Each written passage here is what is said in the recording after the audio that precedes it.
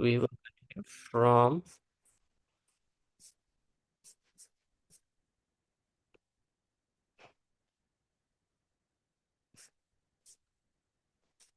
mm, Srimad Bhagavatam, Canto 1, Chapter 13, Text 41.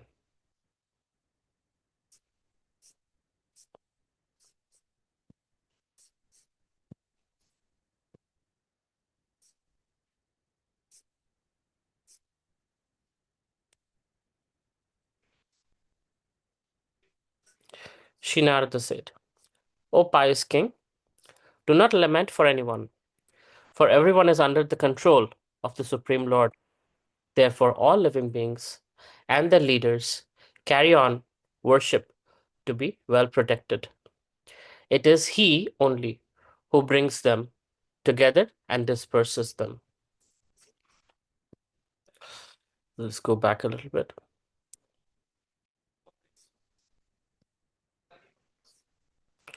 So, Mother Maharaj Yudhishthira is feeling sad now that their uncle has left and without informing them. So, he's feeling uh, that maybe he didn't do his service very well and he was disappointed and he left. So, as he's feeling bad and feeling lost, Narad Muni, as a spiritual master, always does. Guru shows the way. So Narad Muni comes to pacify the king and uses words to make him feel comfortable. Text 42. Yatha gavo nashi protas tantyam baddhascha damabhi vaktantyam namabhir baddha Vahanti Balam Eshit. Translation. As a cow, bound through the nose by a long rope, is conditioned, so also human beings are bound by different Vedic injunctions and are conditioned to obey the orders of the Supreme.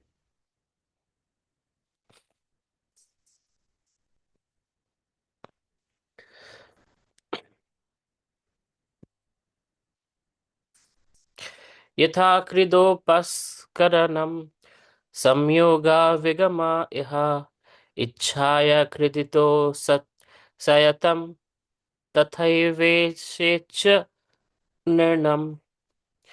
As a player sets up and disperses his playthings according to his own sweet will, so the supreme will of the Lord brings men together and separates them.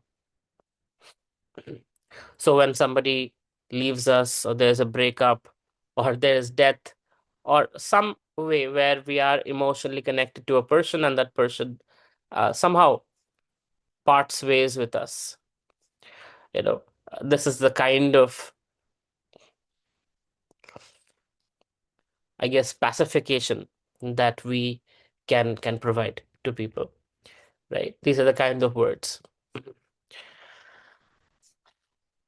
So we are learning from Narad Muni how to pacify someone who is in distress from, uh, you know, some kind of emotional breakup.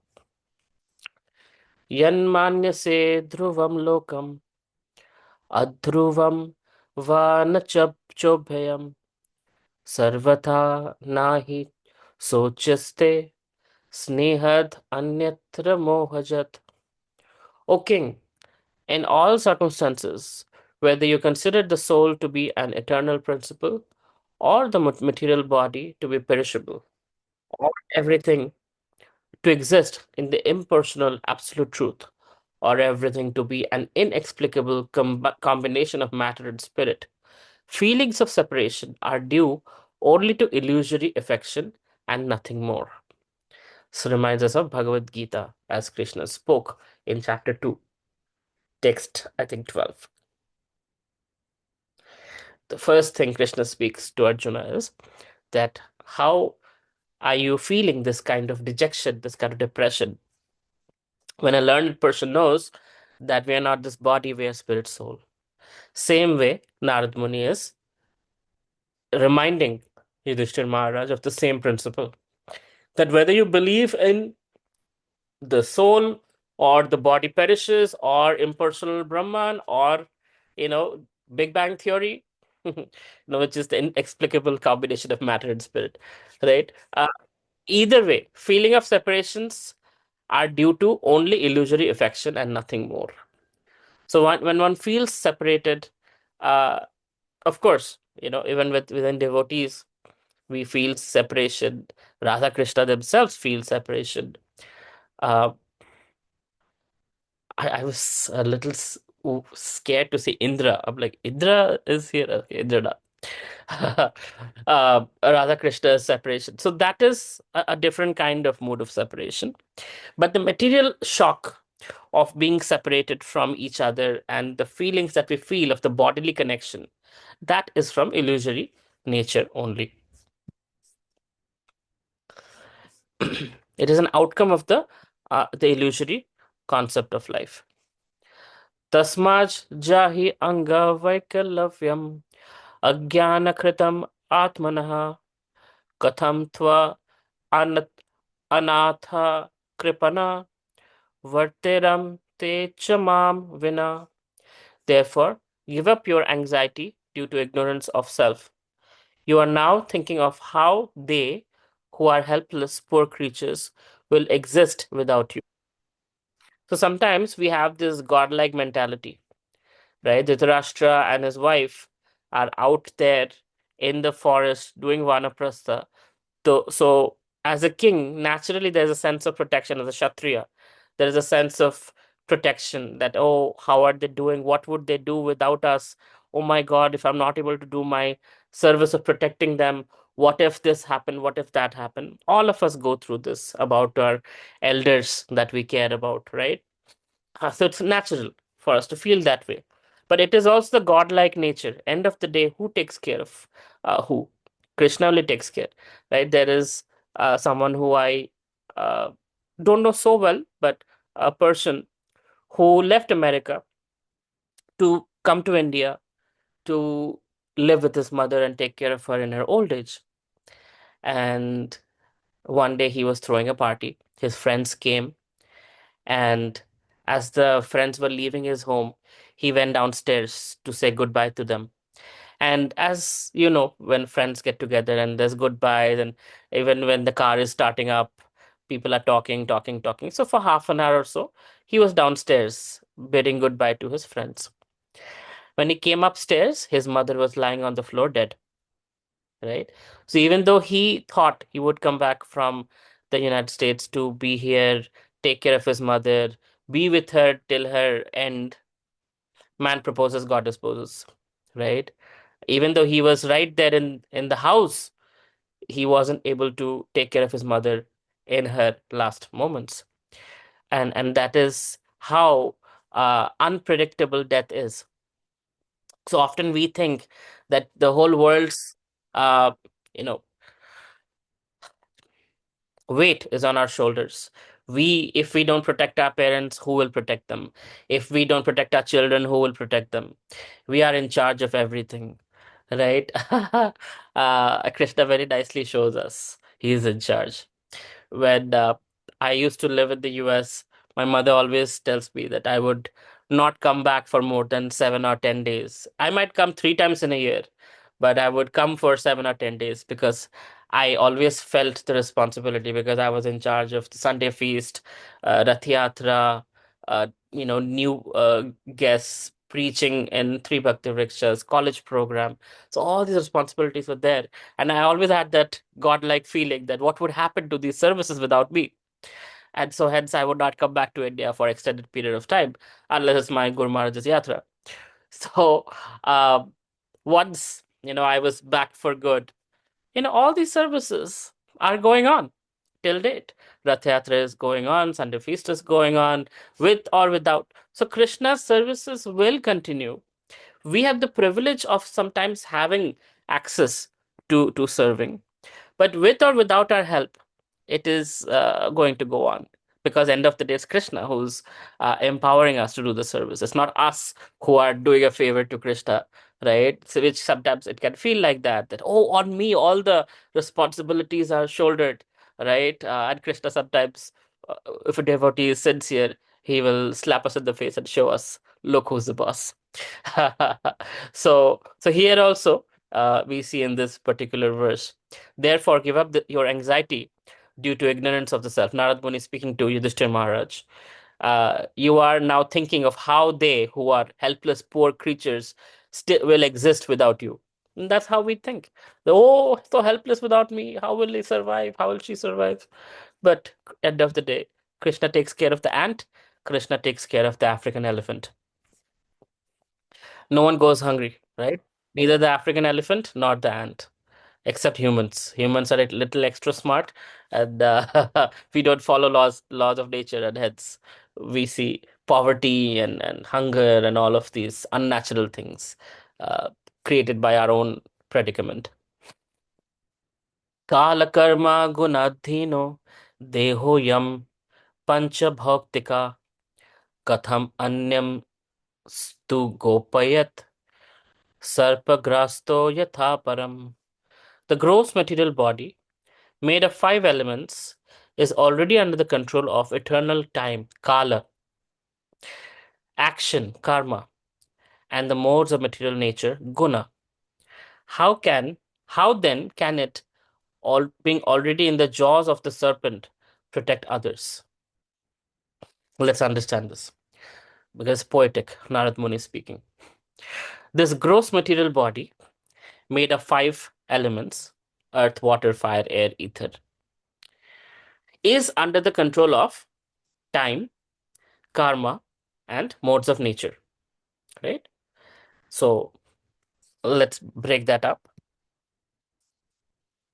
We get hungry at a certain time, we get sleepy at a certain time, we feel old at a certain time, right? We feel young at a certain time of our life. So time governs practically every aspect of our life, and it's silent, but it's the energy of Krishna. Time heals, right? We feel sad today, we think we cannot live without this person. Tomorrow we can live without that person, we can forget about that person, in fact, right? So time is very powerful. So we are under the influence of time. We are under the influence of karma. What we have done in the past, we have to, our current circumstance is existing because of our past choices, right? I'm right now in Pune. I bought tickets, that's why I'm in Pune, right? um, I am unfit, fat, because I eat cheese, I eat lots of gulab jamun, I eat, all the unhealthy things you can imagine. If I was more exercising and doing the right things, I would be a little more fit. So we have our body, our wealth, our mind, our circumstances, everything is a outcome of the karma that we have done in the past, and currently what we are doing creates the karma of the future. So we are writing our own destiny.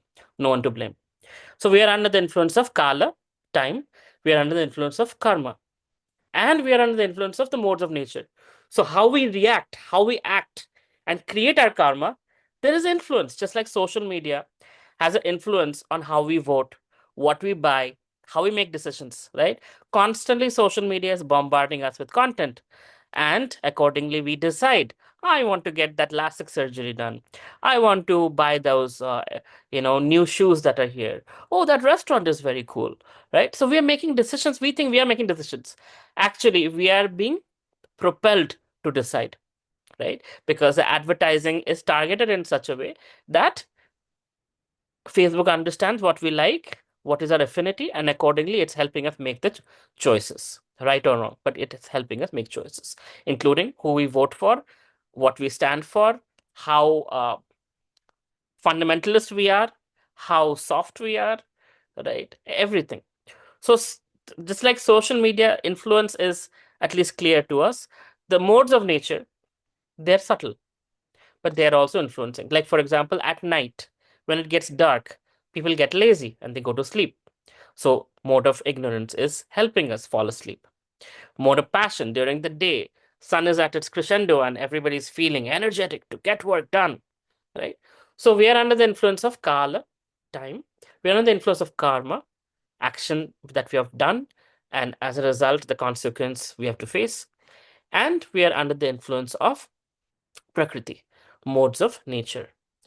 constantly. Maya Devi's modes of nature comes in the form of what we watch on television, the billboards, the newspaper, the social media, the music we listen to, um, the friends we associate with. So all the five senses are being influenced by something or other, which is themed under one of the three modes of nature, or combination of the three modes of material nature.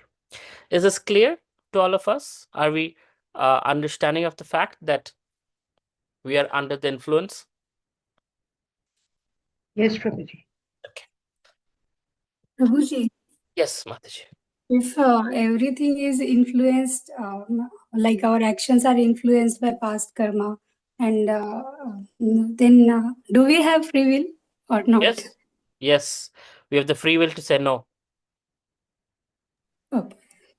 right? So, for example, past karma, yes, has an impact on how but today I can choose to go to the gym, right? I can choose to be fit. I can choose to eat right. Right now, I have that choice. So free will exists. Past karma has given me what I have, the options to choose. But to choose which option is my choice. Okay. Is it Okay. clear? Do you agree with me? Yeah. No, you No. said that our actions are also influenced by our past Yes. karma. Influence, but we Then- can say no to the past. We can say no to the influence, right? Okay. Let's say your husband says, let's go have Chinese. And you decide, no, today I want Italian. You have the choice to say, no, I want to go have Italian. Yes, Although he's Prabhuji. influencing you to have Chinese. No, we have choice. I have You have a choice. choice. Yes. So Yes. Mahadevi will influence us, but we can always say, I choose Krishna. Okay. Okay, Prabhuji. Okay. Anybody else wants to ask?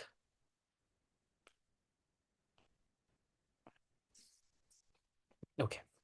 Hare Krishna, Prabhuji. Hare Krishna. Prabhuji, how to understand that influences keep like taking us away from Krishna? Like, If our desire to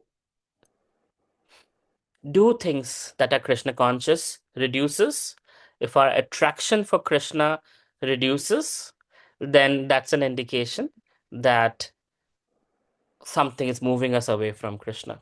If it feels boring, oh, again, Philosophy Friday. Oh, chanting. Oh, why do I even do this? Doesn't make any sense, right? So it's like, the mind is talking in a way that generally isn't how you think about these things. So that's an indication that you're being swayed away from Krishna. And that's a wake up call to say, no, no, no, let me make my beat back. Let me start chanting again. Hare Krishna, Hare Krishna. My dear Krishna, please help me. I would really want to be a devotee. Maya Devi is taking away. I have a weak heart. You be my strength, please. So we can always recognize, just like we feel hungry. We don't have to be told. Same way, when we feel hungry spiritually, right? We know we are moving away from Krishna, where our attraction is not there. We are, you know, just not feeling that same love, the same attraction for the Supreme Lord. And that's an indication to talk to me. okay, Prabhuji. Thank you, Prabhuji. Hare Krishna. Hare Krishna. Pradeep Prabhu, you had your hands raised. Prabhuji, how is Krishna helping us? Uh, Means, how is Krishna helping us in choosing what is right? Means, GSS model, Guru Sadhu Shastra. So he has given Shastra, he has spoken already. He has given you somebody to guide you. And he's given you examples in Srimad Bhagavatam. We see people like Yudhishthir Maharaj, Bhishma Dev, Narad Muni, right? Parikshit Maharaj. So by looking at that example, we see this is how to act. When Haridas Thakur was approached by a prostitute, what did he do in that situation? Did he say, "Oh, Krishna's mercy, thank God," or did he, turn the prostitute into a devotee? So we see examples of sadhus. We get guided by somebody who's there in our life, and there is scriptures to govern us. And most importantly, there's Paramatma within. The more we purify our consciousness, the more we chant, we can, feel the strong guidance of Cheta Guru, as it's called, Krishna as a guru in our heart. So the conscious guru within speaks to us, guides us, and tells us, "Are you sure you should be doing this? Would you want to do this rather?" Right. So that conversation between Krishna and you, who's in the heart, is one of the strongest, I think, influences. Prabhuji, in morning lecture, I may be wrong. You said that super soul is silent. He's not speaking, right? So and super soul interacts. So super Who soul is is interacting silent for actually? others, not for us. So super soul is supposed to be Anumanta, like he allows things to happen. He's an Upadrashta. He witnesses your actions. So your karma, Yes, he taking notes witnesses of your that. karma, is Right. Anumanta Upadrashta. Super soul is doing that. He's permitting things to happen. You want to take a knife and kill someone, he's permitting that to happen. You want to put a blanket on a bhikari, he's also permitting that to happen. So Anumanta Upadrashta, as neutral as it can be. But for devotees, because we are, devotees, and we are close to him, so in that case, he acts as Sham Sundar, as Krishna. So he's the more we allow him to interfere with our lives, the more he interacts more than a neutral position and more like Krishna. Does that make sense? Uh, who is interacting with us? Super soul or Krishna? Actually, Same Krishna person, is super soul. same person. Same Yeah. person.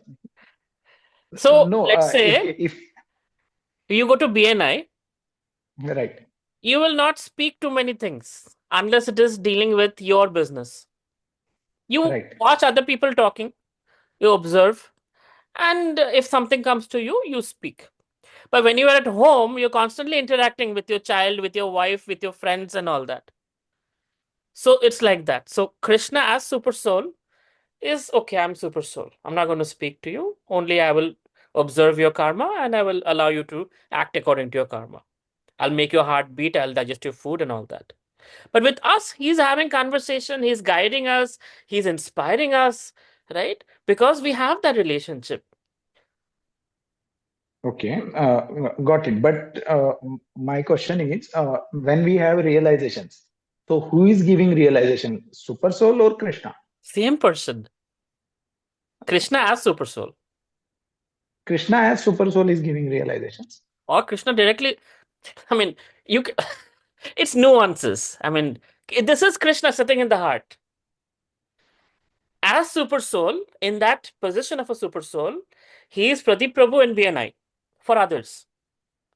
Right. Same person at home, he's I got friendly it. and he's We are closer, so he choose to interact so more. realizations That come is to only us only, not to some Tom, Dick, and Harry. Yes, okay. you're reading the Why? Bhagavad Gita, you're Right, getting to know Krishna, and then you're like, this is how Krishna is. That's a realization. right. Yes, we start recognizing Krishna's characteristics. That's why we have realizations. And who is non-bhakt or who don't know Krishna will be having that will be the events will be getting done, but he will not realize that it is Krishna. Correct, because he doesn't have the Right. knowledge. Yes. Got it, Prabhuji. When your child was a infant, he didn't know you're paying the credit card bill, you're paying for the electricity, you're paying for the whole household thing. Now that he's growing up, he says father is working so hard, he's earning money, and with that money, he's taking care of the family. I should be grateful to him. Right. So when we get spiritually mature, we recognize somebody's paying the bills. It's raining, there's sunshine, there's moonshine, there's all of that. Somebody's paying the bills, and it's Krishna. And we Right. then from here from Bhagavad Gita, Krishna is in the heart.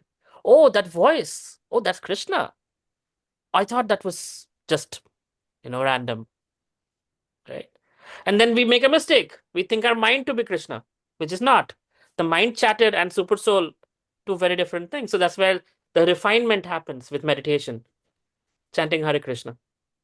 And with meditation, our mind becomes able to decipher between Paramatma and the mind. And if we don't have that, we ask somebody who does know, who can validate that for us. Right, Prabhuji. Thank you. Got it. Sure. Okay. I think there's something in the chat box. Oh, Vibhuti Bhataji, thank you. Okay. Any other questions on this topic?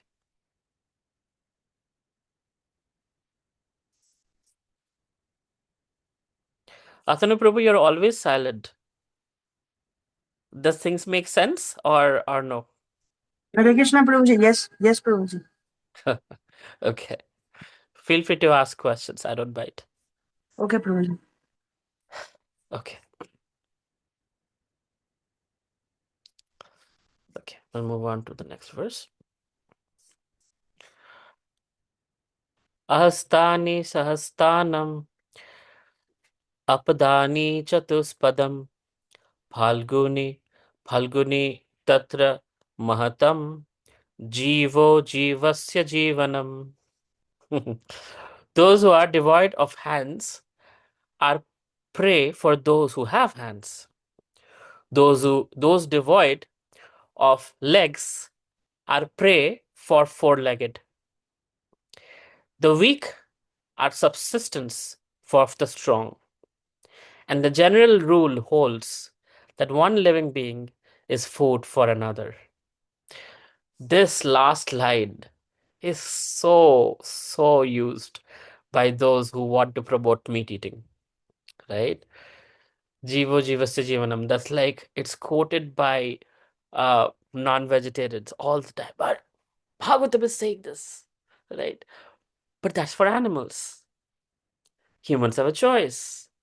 A tiger cannot subsist on grass. A cow cannot subsist on meat. They have a certain way of teeth and other things, but humans can subsist on both. And humans are also aware the pain it causes another being. So we have a choice to be kind, right? So it is a verse from Bhagavatam that says that living beings, subsist on others, strong subsist on the weak, but it is referring to the animal kingdom. We're talking about the no legs, that means the fish. Two legs, the bird eats the fish. Four legs, the tigers and the lions, they eat the birds, right? So it's like that. It's talking about uh, those who are not humans. That's the law of nature. That's how it works. But sometimes, not sometimes, a lot of times, you will see jivo jivasya jivanam is something that is quoted by people uh, trying to approve that, eating meat is the right thing. Okay. Tat idam Bhagavan Rajan eka atmat manam swadrik antaro nantaro bhati Pashyatam Mayayorudha. Therefore, O king, you should look to the Supreme Lord only, who is one without a second, and who manifests himself by different energies and is both within and without. So let God be God, and let us play our role as a servant in the hands of God. That is the idea here. Because often we think of ourselves, especially when those of us entrepreneurs, we're running a company, people's lives are sustained by the salary that is paid by the company. It's like being a king, having their own kingdom. And we think everything rests on our shoulders. And sometimes that is the reason why people hustle a lot, they work a lot. But you don't live to feed the employees. Today they're your employees, tomorrow they'll be somewhere else. Uh, I saw two very distinct people during the COVID. One I shouldn't say my relative. So, who paid all the employees during COVID throughout, for 6 months or 7 months of lockdown period. And the company incurred severe losses that they couldn't even, sustain. And then another person who's a devotee and who was very dear to me, he fired 80% of his employees from April 1st, 2020. And within 6 months, he was able to hire back almost 98% of those 80% that he fired, and sustain his company going forward. So the godlike mentality tells us, no, no, no, they're dependent on me, right? Let me be, go bankrupt, but I'll take care of you. And that's stupid. That is not even a good business decision or any decision as per se. Uh, when something needs to be operated, it needs to be operated. Krishna takes care of everyone, right? We are not the ones taking care of things. We are not saviors. So this whole Jesus Christ mentality, savior mentality that we have, is actually quite immature. There was a person who in the US who decided all employees will get paid $70,000, equal payment for everyone. The company went bankrupt in a matter of 6 to 8 months, right? Because person who deserves 40,000 is getting 70,000. Person who deserves 120,000 is getting 70,000 also. I mean, it's just ideal. I mean, foolish idealism, right? That's not what the principles of our Vedic scriptures talk about. So it's important to be intelligent and know I am a servant. Krishna is God. He takes care of everyone. Let me do my role. And then only can we, be in a position to correct, to to do the things that we have to do that are not always nice, right? Uh, being a parent to correct your child, being an employer correcting your employee or firing your employee, being a being in a relationship that is toxic and moving parts from that. It's not the easiest decisions to make. Having said that, decisions have to be made. And often, when the mentality is, oh, what will he or she do without me? It prohibits us from making the right decision. Kaushik. Yeah, Hare Krishna Prabhu, Dandavat Pranam. Dhanavad Pranam. Uh, yeah, yes, Prabhu, I have a question regarding that. You said that that meat eating is nowadays this is common thing that meat eating is promoting. So, like, I want to ask that, like, what is the best reply that who is promoting that about like meat eating or they are going to debate something? Because I am facing lot of times when like it is common my day to day life. But like, what is the best reply? So, my suggestion would be don't even get into that argument. The Okay. reason being, it's like we have a million choices. We have a million good reasons, right? Whether it's a teeth structure, whether it's the intestinal structure, biological reason, social reasons, economic reasons, environmental reasons. We have hundreds and thousands of books that we can refer to. But you know how people hear? They hear based on what feels good to them. Yeah, right. Right, Prabhu. And Rupa Goswami says the tongue is the strongest of the five senses. So if they're attached to the tongue, no matter what you say, no matter how good an answer you give, the person is not in a position to accept it. So as a devotee, don't get in this conversation of veg or non-veg. Get in the conversation of I'm here for you unconditionally. That's it. Give love. Chaitanya Mahaprabhu's system is conquer their hearts with love, not with weapons, not with word jugglery, not by defeating them. Now, yes, defeating is important when you have an audience. If defeating one crooked person, envious person, gets you to get the faith, build the faith of an audience, if you are a preacher, certainly, by all means, go all out and defeat that person. Because that person's faith is not going to come, but other people's faith is going to be growing. Breaking somebody's heart is not the way to build Krishna consciousness. Let me say that very clearly. Yes. If you think you can defeat someone and make them a devotee, that doesn't work. They will feel, "Oh, damn it, you know, But they will not feel, I want to know about Krishna. What will make someone say, I want to know about Krishna? It is when they feel you're happy, you're a loving person, you're unconditionally giving them something that they will be like, why would he be so nice to me? Even though I'm not a nice person. I don't give him anything. Devotees are nice. Maybe there is something to this Bhagavad Gita. Maybe there is some. So, like that, appreciation developed. Adho Shraddha. Then comes Right. friendship, Sadhu Sangha. And when there's friendship and they see you chanting Hare Krishna, you're eating sattvic food, then they'll say, let me try it out. What's the harm? I'll chant one round with you. Bhajana Kriya. Right? And then Anartha Nivritti begins from there. So that's the process of bhakti. So my suggestion would be don't get into arguments about meat eating and this and I am right, you're wrong. That leads to people thinking of you as a fundamentalist. What's the difference between a Zakir Naik and us? If we start making those small comparisons and saying my daddy is better than your daddy, right? We don't want to be that.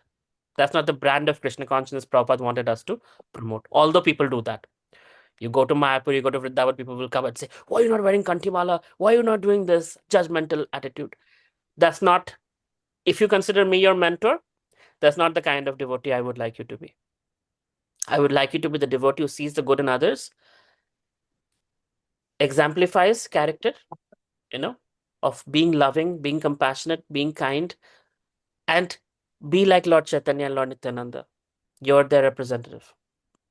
And give people unconditional love. You will see automatically they love you. And when they love you, because you're a devotee, they're naturally loving Krishna. And by the Sukriti, they will grow. Right. Having said that, if you're in a debate of meat eating and all that, then there are very nice examples that you can showcase, where there are people who are the upper echelon of society. You take anyone, whether it's people like Arnold Schwarzenegger, whether it's people like the Clintons, most even our chief minister, Mamata Banerjee, right? She herself, I don't eat non-veg too much. Because if you want to be healthy, non-veg is not the answer. If you want to have a calm mind, non-veg is not the answer. Because the way the animals are tortured, the injections that are put in, a chicken grows from a little fledgling to a full-grown hen in 70 days instead of 120 days, because 80 kind of toxins and injections are put into it. The cows, everything, all the animals are toxic. So when they're cut, not only there is toxic from that, but the body also releases toxins. So what you're eating, because the body is trying to defend itself, right?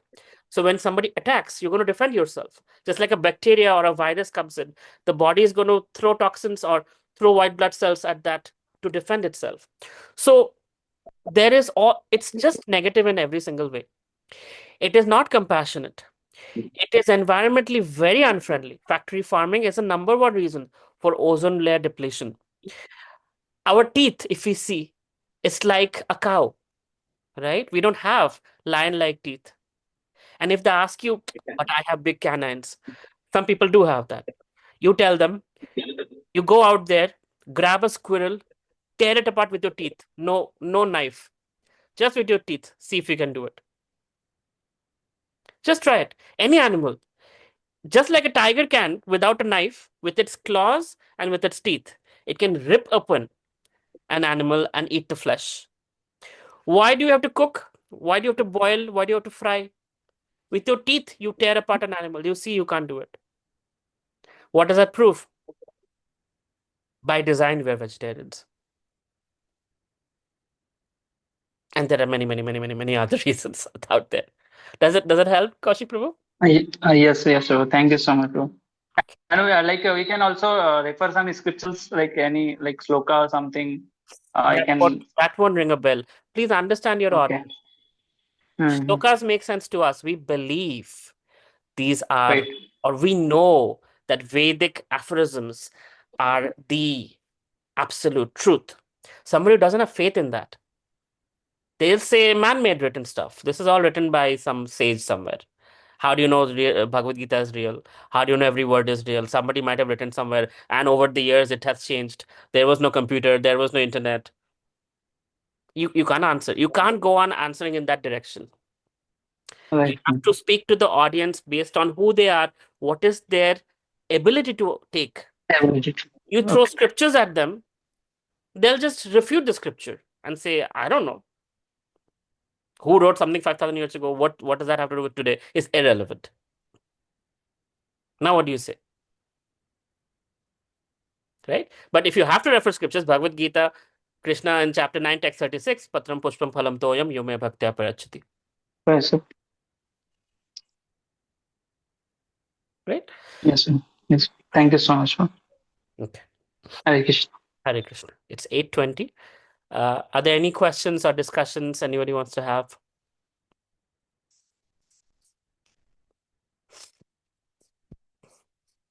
Or we can continue. Therefore, O king, you should look to the Supreme Lord only, who is one without a second and who manifests himself by different energies and is both within and without. Let Krishna do his job of being God. Let us do our duties of being whoever we are. Soyam Adya Maharaja Bhagavan Bhuta Bhavanaha Kala Rupo Vatirno Sham Abhavaya Sura Dvisham. That Supreme Personality of Godhead, Lord Sri Krishna, is the guise of all devouring time, Kala Rupa, has now descended to the earth to eliminate the envious from the world.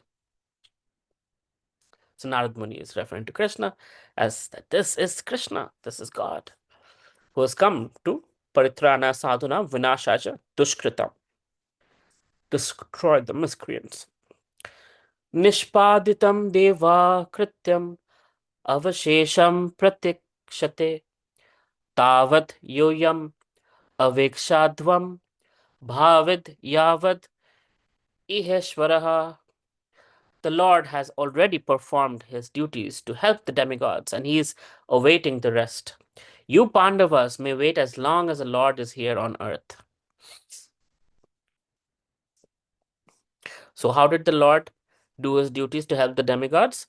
Because before Krishna took appearance on this planet, some of you might remember, some of you might not. Janmashtami is coming up. The earth was overcome by demonious kings like Kamsa and others. And all the demons that Kamsa had, all his friends, Bakasura, this Asura, that Asura, filled with demons. So all the demigods were being tormented. And they went to Brahmaji and said, My dear Lord Brahma, please, can you talk to the Supreme Lord and tell him to do something about this? Just like they did during Hiranyakashipu. Same thing they did 5,000 years ago. Then Lord Brahma, leading the demigods, went to the milk ocean. And in the milk ocean was lying Karunadaksha Vishnu. Sorry, Kshirodaksha Vishnu. And there, Lord Brahma spoke from his heart to Vishnu's heart that, these demigods are requesting you to help them destroy the demons. And the Lord said, I will descend shortly. You tell your demigods to also descend on planet Earth to assist me with my service of annihilating the demons. And as Krishna ascends or descends to planet Earth, demigods also take birth as various personalities to help the Lord in his pastimes. So as the Lord has already killed all the demons, from the Bakasuras of the world to Shishupals of the world to all these Kauravas. It's like literally Krishna's cleaned up the whole mess that was there. Now it's safely in the hands of Yudhishthir Maharaj, who's a Dharmaputra Yudhishthir, right? So Krishna has done his job of helping the demigods. That is what is being referred to. So the Lord has already performed his duty to help the demigods, and he's awaiting the rest. That means you need to do your part. Srila Prabhupada was asked this question that Srila Prabhupada, Chaitanya Mahaprabhu, was, the Supreme Personality of Godhead. Why couldn't he spread the Hare Krishna movement all over the world. Why did he wait for you to do it? And Prabhupada said, Chaitanya Mahaprabhu is the Supreme Lord. He can do anything. But he very kindly left some service for me. And I have the great privilege of sharing this Krishna consciousness and making it go outside the confines of India. So Krishna very kindly allows us, because anyway he's God, he has his servants. Servants take care of things. So he initiates, he gives a plan, he writes the or he speaks the Bhagavad Gita, and he expects us to do some of the work, right? So he will do the major work that we can't do. Lord Ramachandra, or Lord Krishna, or as uh, different avatars he comes. But we are supposed to do our part, and that's what is referred to, that the Pandavas, you do your part, and Krishna has already done his part.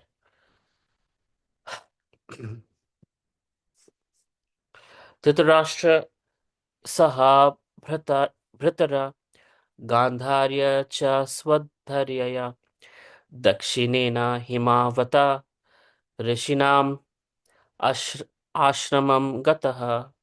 O king, your uncle Dhritarashtra, his brother Vidura, and his wife Gandhari have gone to the southern side of the Himalaya mountains, where there are shelters of great sages.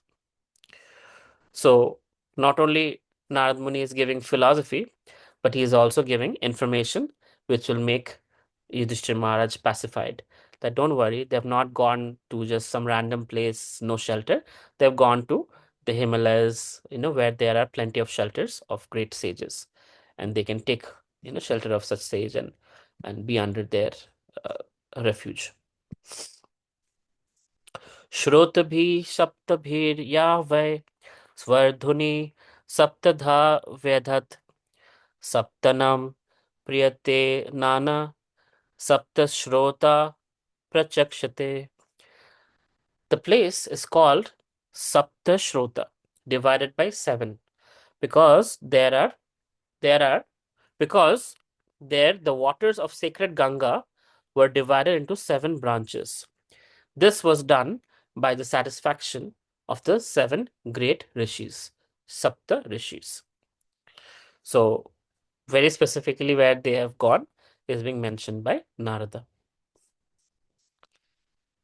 Snatvan nu savanam tasmin hutva chagnin yatha vide abhaksa upasantam sa aste vigate sanaha. On the banks at Saptashrota, Dhritarashtra is now engaged in beginning Ashtanga Yoga by bathing 3 times daily in the morning, noon, and evening, by performing the Agnihotra sacrifice with fire, and by drinking only water. This helps one control the mind and the senses and free one completely from the thoughts of familial affection. So, Dhritarashtra, at the ripe old age, he is now doing Ashtanga Yoga to purify his mind and the senses. Jitasano jita swasa pratyahrita sadindriya hari bhavanya dvasta raja sattva tamo malaha. One who has controlled the sitting postures, yogic asanas, and the breathing process can turn the senses towards the absolute personality of Godhead and thus become immune to the contamination of the modes of material nature, namely mundane goodness, passion, and ignorance. So, by the Ashtanga yogic process, by the breathing and sitting postures, yoga asanas, one is able to turn the senses inwards towards the supreme personality of Godhead. That's what yoga is meant to do, not for some other purpose that we generally see them happening. Recently, there is something that's become popular called dog yoga. Okay. Vijnanatmani samyojya kshetragye pravilapyatam brahmani atmanam adhare ghatambara ivambare. Dhritarashtra will have to amalgamate his pure identity with intelligence, and then merge into the Supreme Being with knowledge of his qualitative oneness as a living entity, with the Supreme Brahman. Being freed from the blocked sky, he will have to rise to the spiritual sky. So basically, impersonal Brahma Jyoti merging business. Because he's not a devotee, so he doesn't get to go beyond that. The best one can hope for without being a devotee is Brahma Jyoti. Leen ho gaya Brahman mein. That. I mean, that's also nice. But it's neutral. Dvashtamaya gunodar ko niruddha karana saya nivartita khilahara aste snatur iva chalaha tasyantarayo maya vabho sanyasa sanyastakhila karmanaha. He will have to suspend all the actions of the senses, even from the outside, and will have to be impervious to interactions of the senses, which are influenced by the modes of material nature. After announcing all material duties, he must become immovably established beyond all sources of hindrance on the path. So basically what is being spoken about is Ashtanga Yoga, which is very hard and not recommended for Kali Yoga. So don't even try to get in that mindset. We have our chanting Hare Krishna. That's the Yoga Dharma, and we have that. Thank you. Thanks to Lord Chaitanya. Thanks to Srila Prabhupada. Okay. Any questions? We have 1 minute left. If not, thank you very much. Srila Prabhupada ki jai, Srimad Bhagavatam ki jai. See you next Friday. Hare Krishna. Hare Krishna. Hare Krishna, Prabhuji. Hare Krishna. Krishna. Hare Krishna.